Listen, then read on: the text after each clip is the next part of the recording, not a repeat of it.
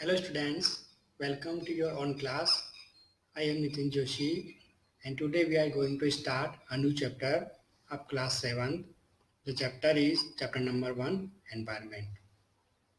So let's start the chapter. When Ravi came to school after a long vacation, he saw the whole playground was dug up.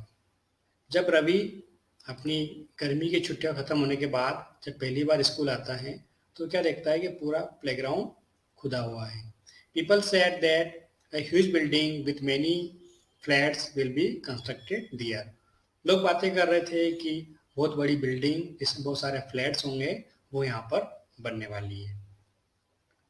अब क्या होता है, Ravi was almost in tears when he realized that the big playground with its soft grass, marigold flower and butterflies is gone forever. अब देखो रवि बैठा हुआ है उदास से, रोने जैसा हो रहा है.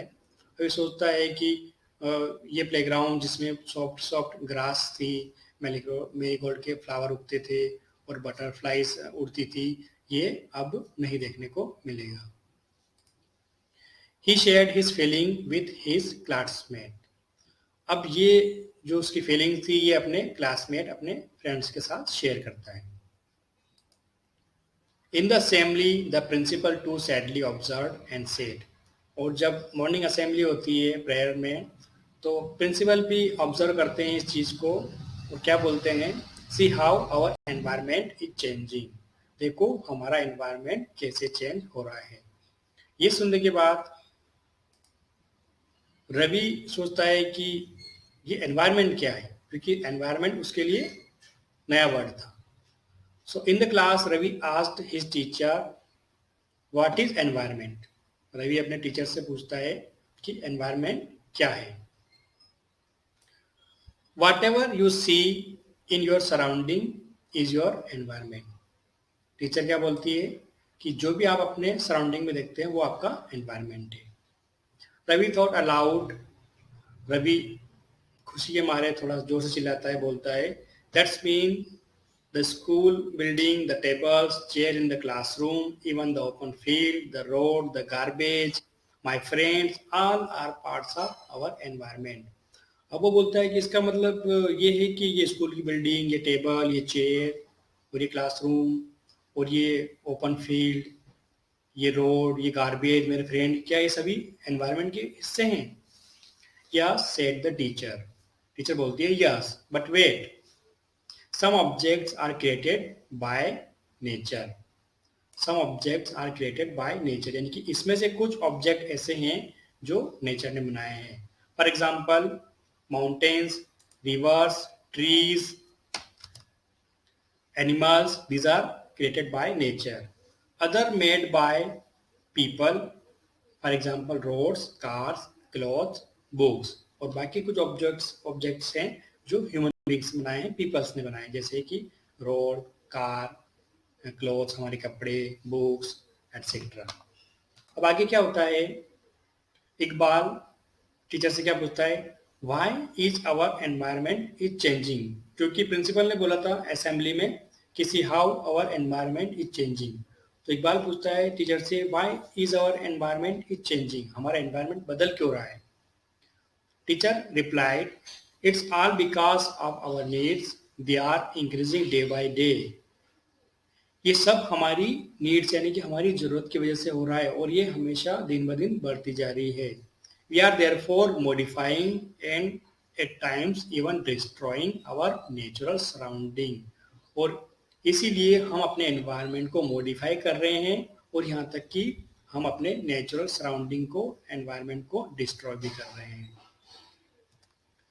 Next, Heera in the class also has a question. He asked to teacher, she asked to teacher, why we need environment. वो पूछती है कि हमें एनवायरनमेंट की जरूरत क्या है, why we need environment. Teacher replied environment is our basic life support system. It provides the air we breathe, the water we drink, the food we eat and the land where we live. यानी कि environment जो है हमारा basic life support system है, इसके बिना हम जी नहीं सकते. कि ये हमें क्या प्रोवाइड करता है, हवा, जो हम सांस लेते हैं, पानी जो हम पीते हैं और खाना जो हम खाते हैं। तो ये सब चीज़ें हमें कहाँ से मिलती है? एनवायरनमेंट से।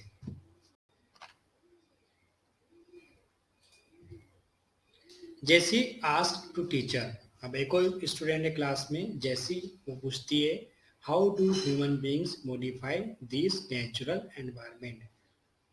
वो पूछती है कि ह्यूमन बींग्स यानी कि इंसान इस नेचुरल एनवायरनमेंट को कैसे मॉडिफाई कर रहे हैं।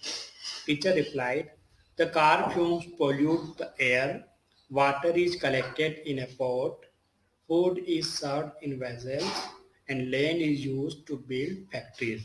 यानी कैसे हम एनवायरनमेंट को मॉडिफाई करते हैं ह्यूमन बींग्स। जैसे कि कार जो होती है, जो धुआं छोड़ती है, वो मॉडिफाई करती है एनवायरनमेंट को, पोल्यूट करती है। वाटर जब एक जगह इकट्ठा हो जाता है पानी एक पॉट में, तो वो एनवायरनमेंट को पोल्यूट करता है।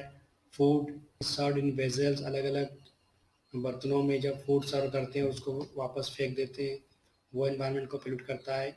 और फैक्ट्रीज जब बनाते हैं तो एनवायरनमेंट को पोल्यूट करता है।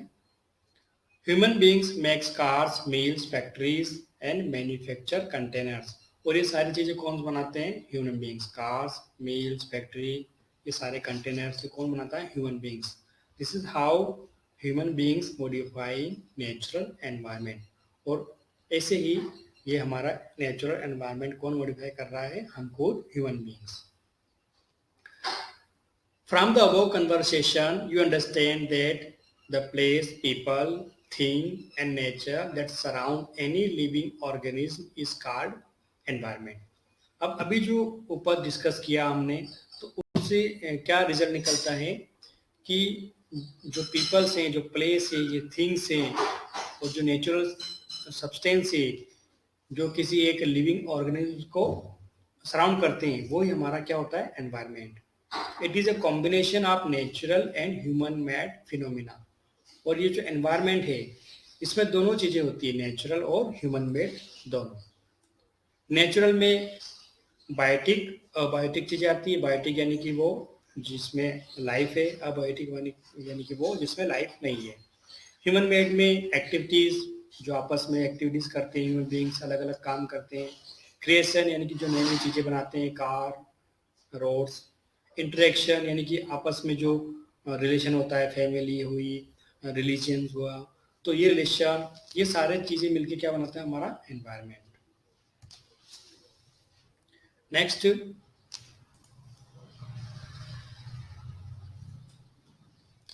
Components of environment. Next topic क्या है? Components of environment. So there are broadly 3 components of environment: natural, human and human made. अब नेचुरल कंपोनेंट्स में क्या क्या आते हैं? Air, water, land and living things. क्या क्या आते हैं? एयर यानी कि हवा, वाटर यानी कि पानी, लैंड यानी कि जमीन, और लिविंग थिंग्स यानी कि सारे जीव जंतु। ये आते हैं नेचुरल एनवायरनमेंट के कंपोनेंट में। ह्यूमन में क्या आते हैं? इंडिविजुअल यानी कि खुद इंसान, फैमिली यानी कि उसकी फैमिली, सोसाइटी यानी कि सोसाइटी, एजुकेशनल इंस्टीट्यूशन, रिलीजन यानी कि हमारा धर्म, इकोनॉमिक यानी कि हमारी इकोनॉमी, पॉलिटिकल सिचुएशन यानी कि अलग अलग पॉलिटिकल सिचुएशन होती है, अलग अलग कंट्रीज, स्टेट्स, ये सारे ह्यूमन एनवायरनमेंट के पार्ट हैं। ह्यूमन मेड कंपोनेंट्स जैसे buildings, parks, roads, bridge, industry, monuments, ये सब किसने बनाए? ह्यूमंस ने। ये भी हमारे एनवायरनमेंट के पार्ट्स हैं। So these are the components of environment.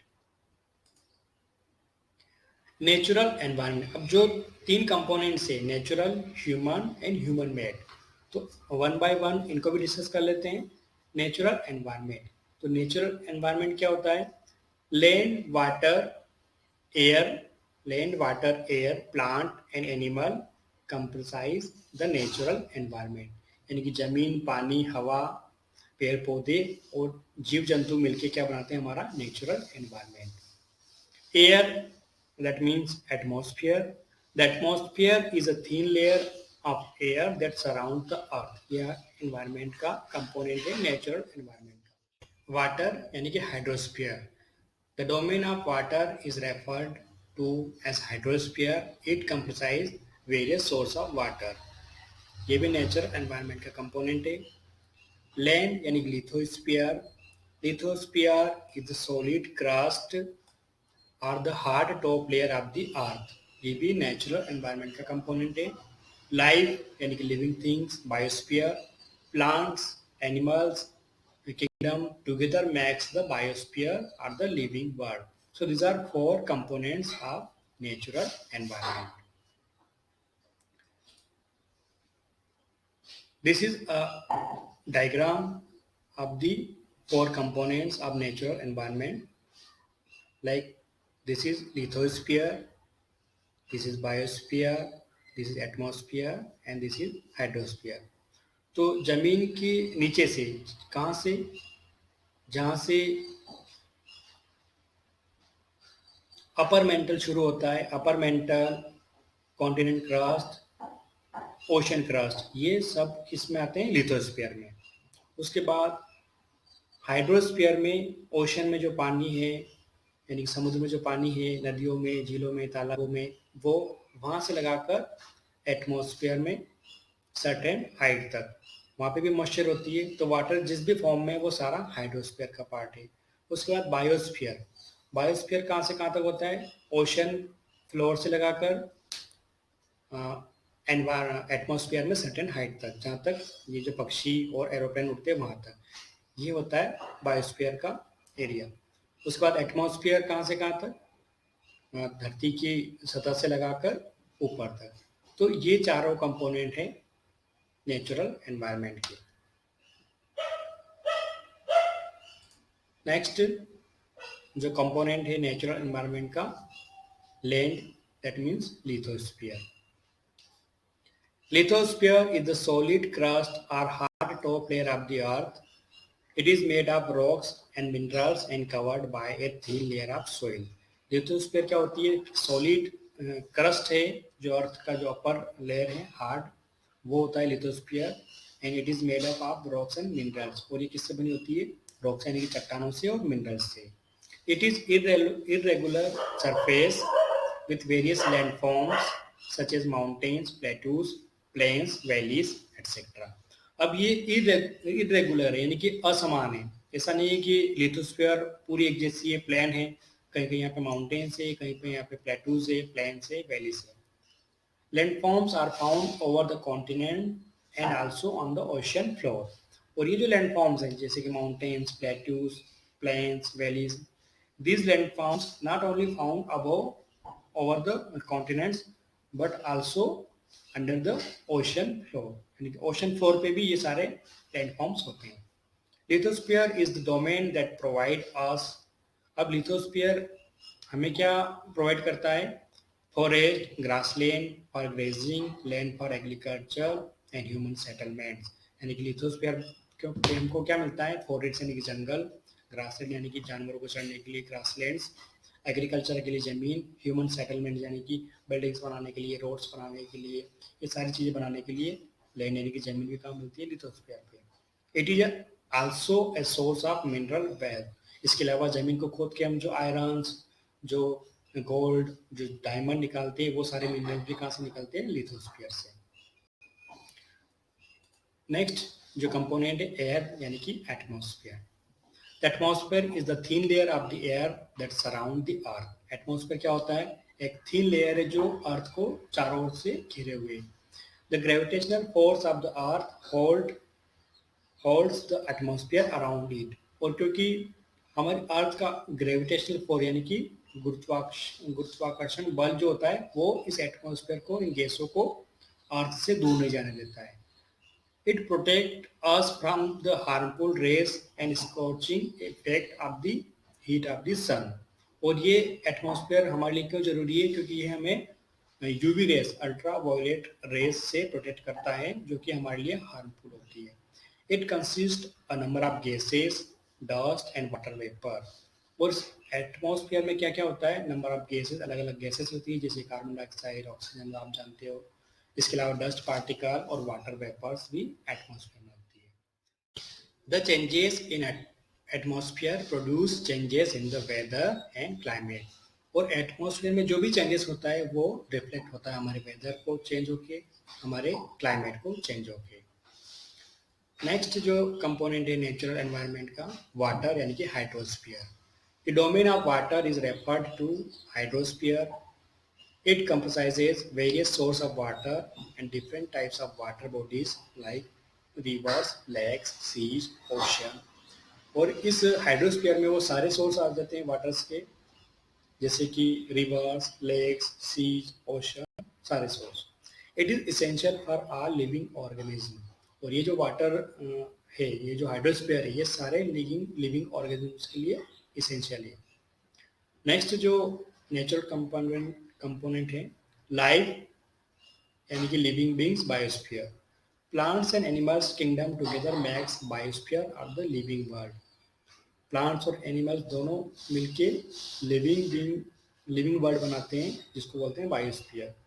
It is a narrow zone of earth where land, water and air interact with each other to support the life. और ये बहुत ही नैरो जोन है, जैसे कि हमने उस डायग्राम में भी देखा था, जहाँ पे एयर, वाटर और लैंड, एयर, वाटर और लैंड तीनों चीज़ें मिल जाती है, तो वहाँ पे ऑटोमेटिकली लाइफ एग्जिस्ट करती है। वहाँ पे ऐसा एनवायरनमेंट हो जाता है जहाँ पे हम या कोई भी लाइफ सर्वाइव कर सके।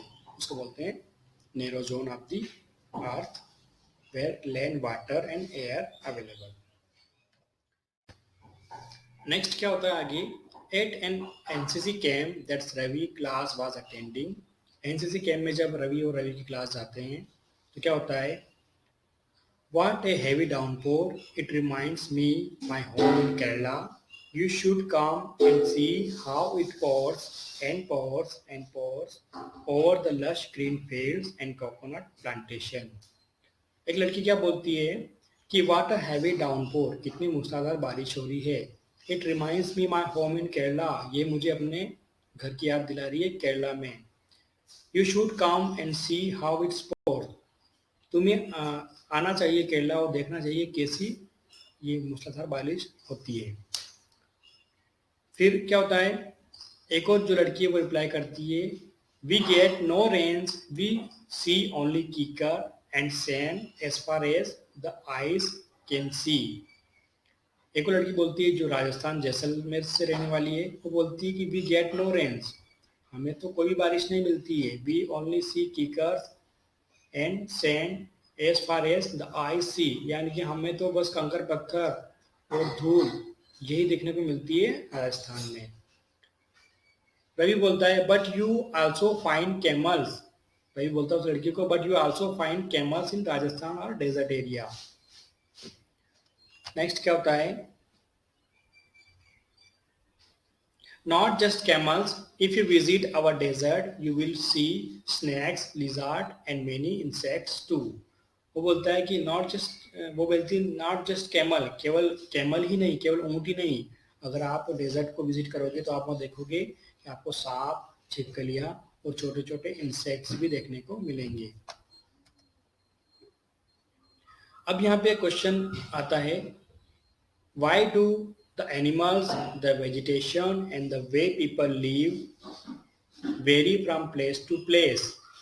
अब क्योंकि केरला में अलग तरह का एनवायरनमेंट है, वहाँ पे बारिश ज़्यादा होती है, राजस्थान में कम हो रही है, वहाँ पे अलग एनिमल्स है, अलग वेजिटेशन है, तो ऐसा क्यों होता है? Are they are related to each other, क्या ये सब आपस में जुड़ा हुआ है? तो टीचर क्या बोलती है, ओ यस वेरी मच, हाँ बहुत कुछ। All plants, animals and human beings depends on their immediate surrounding. सारे एनिमल्स, सारे प्लांट्स और सारे ह्यूमन बींग्स अपने आसपास के सराउंडिंग यानी कि एनवायरनमेंट से रिलेट करते हैं। Often they are also interdependent on each other, और ये एक दूसरे के ऊपर निर्भर भी होते हैं। This relation between the living organism as well as the relation between the organism and their surrounding forms an ecosystem. और ये जो रिलेशन है जो लिविंग ऑर्गेनिज्म के बीच में है और उनके सराउंडिंग एनवायरनमेंट के बीच में, ये सब मिलकर क्या बनाता है, एक इकोसिस्टम।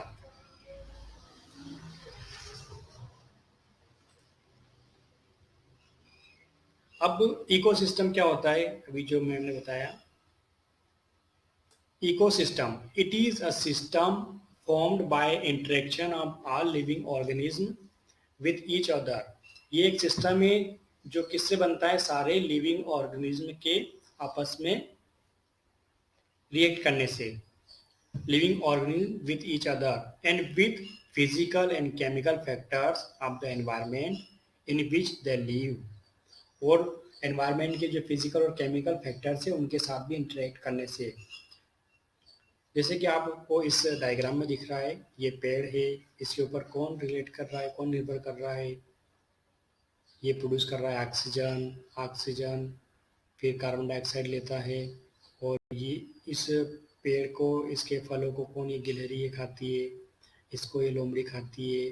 तो ये सारा एक दूसरे से रिलेटेड है, और इस सिस्टम को बोलते हैं इकोसिस्टम, जिसमें एक प्रोड्यूसर होता है और एक कंज्यूमर होता है। So this is how the ecosystem form. Next topic है ह्यूमन एनवायरनमेंट। एनवायरनमेंट के तीन major component, natural environment, human environment and human made environment. तो सेकंड टॉपिक है human environment. Human beings interact with the environment and modify it according to their need। Human beings क्या करते हैं? अपनी needs के according अपने environment को modify करते हैं। Early human adopted themselves to the natural surrounding. जो शुरुआती इंसान थे, जो एंशियंट पीपल थे, उन्होंने अपने आप को अडॉप्ट किया था अपने सराउंडिंग एनवायरनमेंट के अकॉर्डिंग, लेकिन उसको मॉडिफाई नहीं करते थे। They lead a simple life and fulfilled their requirement from the nature around them। वो बहुत ही सिंपल लाइफ जीते थे और अपनी रिक्वायरमेंट को अपने सराउंडिंग नेचर से फुलफिल करते थे। With time needs grew and became more varied, humans learn new way to use and change the environment।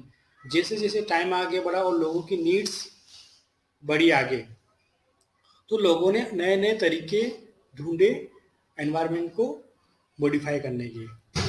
They learn to grow crops, domesticated animals and lead a settled life. उन्होंने सीखा crops को उगाना, domesticate करना, animals को पालना, and lead a settled life, वो एक जगह घर बना के रहना, ये उन्होंने सीखा।